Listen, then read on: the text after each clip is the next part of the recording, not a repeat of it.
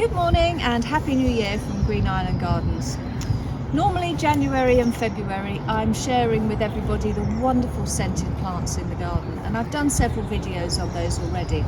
So today I'm going to share a different plant with you, one that I believe is not grown as widely as it should be in British gardens. And this one we're standing in front of is Nandina domestica. The common name is heavenly or sacred bamboo. Now, Nandinas originated in Southeast Asia, and they were planted a lot around Chinese temples as a symbol of good fortune, and hence the name sacred or heavenly bamboo, which has stuck with them. This is the straight species Nandina domestica. As I said, sacred bamboo. The common name would suggest it might be a relation of bamboo, and its nature is generally spreading or suckering. But it's not invasive, it's not a bamboo at all. In fact, Nandinas belong to the berberis family. If you cut their stems, it will give it away because they've got that lovely yellow bark inside, such as mahonias and berberis do, so same family as those. So don't worry, they're not invasive at all. They generally make a lovely evergreen shrub. They have clusters of white flowers in the spring, followed by these fantastic berries. They originate in the autumn, they're orange colours, and then they mature to deep red. They're actually toxic to birds and animals, so the birds don't touch them, which means that the berries are often still on the shrub right through to next Easter when the next year's flowers come along. So it does make them particularly good for decorative purposes in the garden. As I said, it's an evergreen shrub.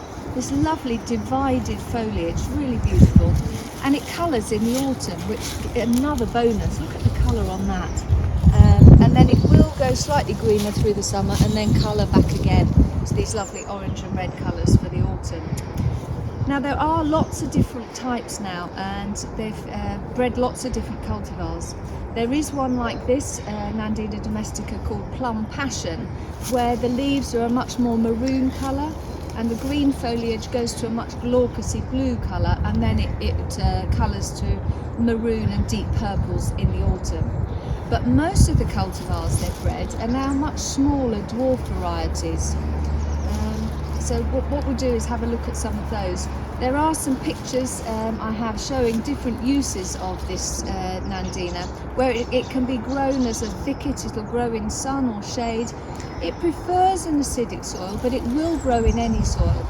But like most things, if you grow them in the sun and in an acidic soil, you will get better colouring from them. But it makes a fantastic plant as a foil for things like silver birch and hamamelis, all sorts of other winter flowering plants. So we'll go and have a look at some of the other cultivars now.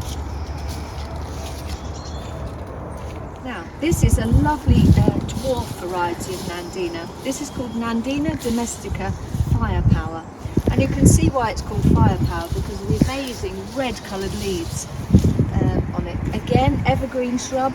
This is a clump of 3 plants, and they've been here for many years, so it really does stay quite small and compact.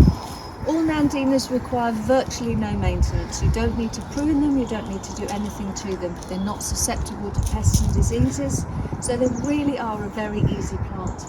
Even if you haven't got the perfect soil for them, these ones are great growing in a pot, and what better to have to give you 12 months of the year of lovely colour from the leaves like this. On the labels, these ones will say they have the white flowers, the same as Nandina domestica, but in my experience, these have never flowered, but I grow them just for the foliage colour alone. It's brilliant at Christmas time. I cut big lumps of it. I use it for Christmas wreaths, I use it for the decorations on the table, and a vase of it cut and left in water will last often up to 3 months. Sometimes I haven't thrown it away till Easter. So the longevity of it as well is just amazing. Again, there are different cultivars. This is probably the smallest, neatest one.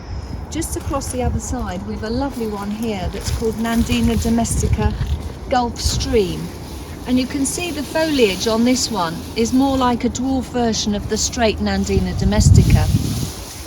This clump again is 3 plants, but it had got about this high, so about 4 to 5 feet. So last year we gave it a really hard prune. So it hasn't quite come back with the vigour yet that it will do. But normally this displays really, really bright red foliage.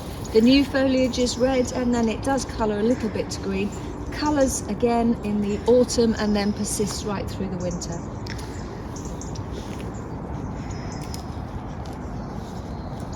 Now this is a newly acquired variety I got a couple of years ago, and we planted here in a more shady position because it's called lemon and lime, and the new growth on this is really quite bright yellowy green. This is obviously last year's new growth and it has now matured darker, but when the new growth comes out in the spring it'll be really, really vibrant and yellow and bright. This one I think will have a slightly more upright habit than Firepower, but I think that's going to be a really nice plant. This is another new cultivar I've acquired, Nandina domestica blush pink it's called. You can see the leaves on this one are a slightly more subtle pinky colour, still nice and bright and fiery, similar to Firepower, but not quite as orangey red, I would say. So again, I think this is going to make another really nice cultivar, nice small shrub.